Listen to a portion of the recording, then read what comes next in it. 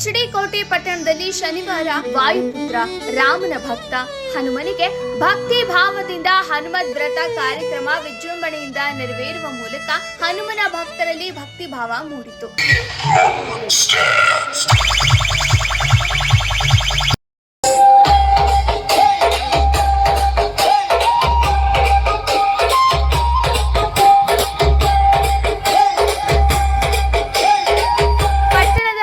ಭವನದ ಆವರಣದಲ್ಲಿ ಹನುಮನ ರಥಕ್ಕೆ ಜನಪ್ರತಿನಿಧಿಗಳು, ವಿವಿಧ ಮಠಗಳ ಸ್ವಾಮೀಜಿಗಳು ಪುಷ್ಪಾರ್ಚನೆ ಮಾಡುವ ಮೂಲಕ ಮೆರವಣಿಗೆಗೆ ಚಾಲನೆ ನೀಡಿದರು. ಗಾವಡಗೆರೆ ಮಠದ ಶ್ರೀ ನಟರಾಜ ಸ್ವಾಮೀಜಿ, ಪಡುವಲ ಮಠದ ಮಹಾದೇವ ಸ್ವಾಮೀಜಿ, ದಡದಹಳ್ಳಿ ಮಠದ ಷಡಕ್ಷರಿ ಸ್ವಾಮೀಜಿ, ಶಾಸಕ ಅನೀಶ್ ಕಮಾದಿ ಹಾಗೂ ಜಯಪ್ರಕಾಶ್ ಚಿಕ್ಕಣ್ಣ, ಕೆಎಂ ಕೃಷ್ಣನಾಯಕ ಸೇರಿದಂತೆ ರಾಜಕೀಯ ಗಣ್ಯರು ನಂದಿಗಂಬಕ್ಕೆ ಸಂಪ್ರದಾಯದಂತೆ ಪೂಜೆ ನೆರವೇರಿಸಿದ್ರು.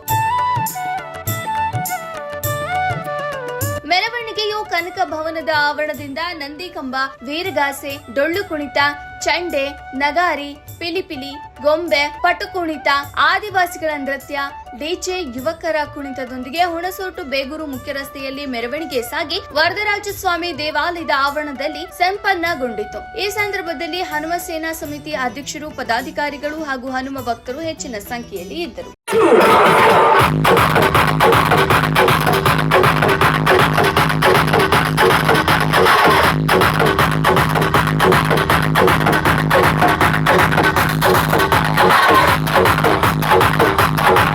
ಕೋಟೆ ತಾಲೂಕಿನಲ್ಲಿ ಬಹಳ ಅರ್ಥಪೂರ್ವಕವಾಗಿ ಪ್ರತಿ ವರ್ಷದಂತೆ ಈ ವರ್ಷನೂ ಕೂಡ ಹನುಮಾನ್ ಜಯಂತಿಯನ್ನ ಆಚರಣೆ ಮಾಡಿಕೊಂಡು ಈ ಒಂದು ಸಮಿತಿಯ ಎಲ್ಲ ಗೌರವಾನ್ವಿತ ಸದಸ್ಯರು ಪ್ರತಿ ವರ್ಷ ಬಹಳ ಅರ್ಥಪೂರ್ವಕವಾಗಿ ಭಕ್ತಿಪೂರ್ವಕವಾಗಿ ಆಚರಣೆಯನ್ನ ಮಾಡ್ತಾ ಬಂದಿದ್ದಾರೆ.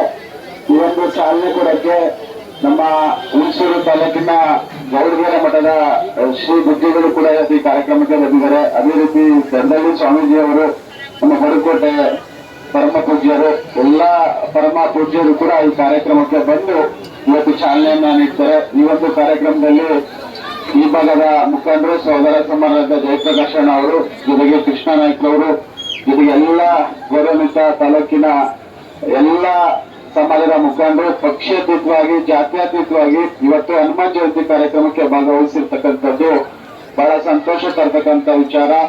ಇವತ್ತು ಅಯೋಧ್ಯೆಯಲ್ಲಿ ರಾಮ ಮಂದಿರ ಯಾವ ರೀತಿ ನಿರ್ಮಾಣ ಆಗಿದೆ ಅನ್ನೋದು ಕೂಡ ತಮ್ಮೆಲ್ಲರಿಗೂ ಕೂಡ ಗೊತ್ತಿರ್ತಕ್ಕಂಥದ್ದು.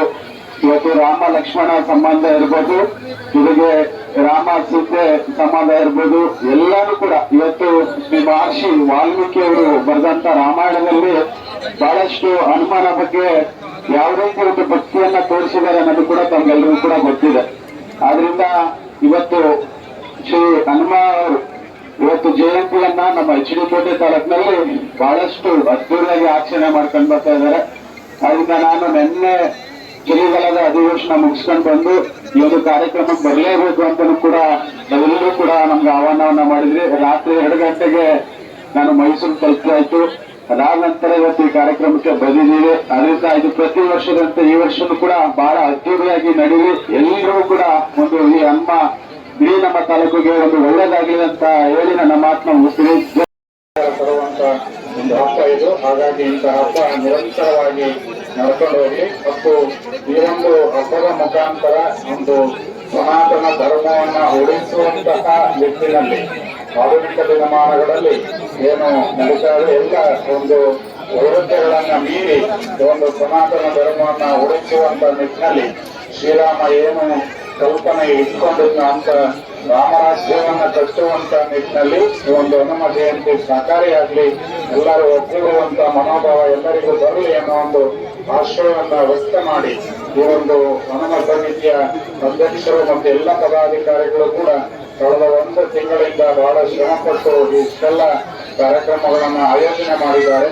ನಮ್ಮವರೆಲ್ಲರಿಗೂ ಕೂಡ ಭಗವಂತನ ಕೃಪೆ ಮತ್ತು ಹನುಮನ ಕೃಪೆ ಸದಾಕಾಲ ಇರಲಿ ಅನ್ನೋ ಒಂದು ಆಶಯವನ್ನ ವ್ಯಕ್ತ ಮಾಡಿ ಎಲ್ಲರಿಗೂ ಕೂಡ ಎಲ್ಲ ಭಕ್ತ ಮಹಾಶಯರಿಗೂ ಕೂಡ ನಮ್ಮ ಒಂದು ಆರೋಗ್ಯ ಆಯಸ್ಸನ್ನ ಕೊಟ್ಟು ಕಾಪಾಡಲಿ, ಯಾವತ್ತು ಜಗತ್ತು ಸುರಕ್ಷಿತವಾಗಿಲ್ಲ ಅನ್ನೋ ಒಂದು ಆಶಯವನ್ನ ವ್ಯಕ್ತ ಮಾಡಿ ಎಲ್ಲರಿಗೂ ಕೂಡ ಶುಭ ಆರೋಗ್ಯ ಆಚರಣೆ ಮಾಡೋದ್ರಿಂದ